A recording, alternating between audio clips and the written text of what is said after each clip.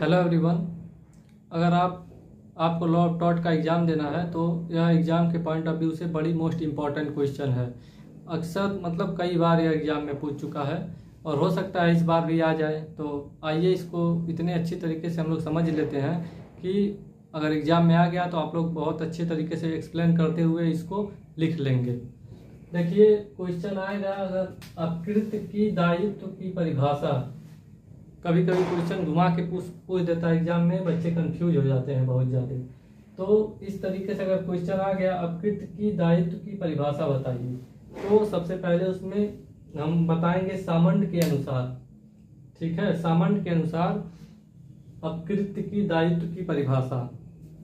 देखिए सामंड का कहना है कि जिस प्रकार से आपराधिक मामलों में अगर कोई अपराध होता है तो उसके लिए दंड पहले से निश्चित है, उसी प्रकार से अपकृत अगर किसी व्यक्ति को नुकसानी हुई है और उस नुकसानी के लिए क्षतिपूर्ति अपकृत विधि में पहले से मौजूद है तो उसे क्षतिपूर्ति मिलेगी, और अगर उस नुकसानी की क्षतिपूर्ति अपकृत विधि में नहीं है तो उसे क्षतिपूर्ति नहीं मिलेगी, वादी को क्षतिपूर्ति नहीं मिलेगी।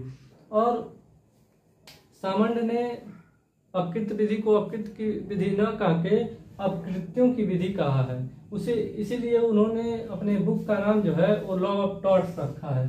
तो देखिए इसको याद करने के लिए बहुत एक अच्छा ट्रिक है। देखिए यहाँ लॉ ऑफ टॉर्ट्स, यहाँ पे यस है और सामंड जो है वो भी यस से शुरू हो रहा है। तो जहाँ भी लॉ ऑफ टॉर्ट्स रहेगा आप समझ जाएंगे कि वो सामंड की परिभाषा है।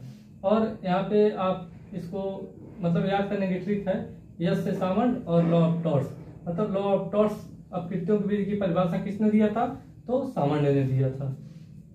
ठीक है, सामंड की एक परिभाषा हो गई। फिर उसके बाद से विनफील्ड के अनुसार, विनफील्ड जो थे उनका कहना था कि अगर वादी को ही नुकसानी का उपचार अपकृत विधि में नहीं है तो ऐसे में न्यायालय को चाहिए कि अलग से नए नियम बना करके वादी को ही नुकसानी के लिए उपचार जो है, क्षतिपूर्ति जो है प्रदान करवाई जाए।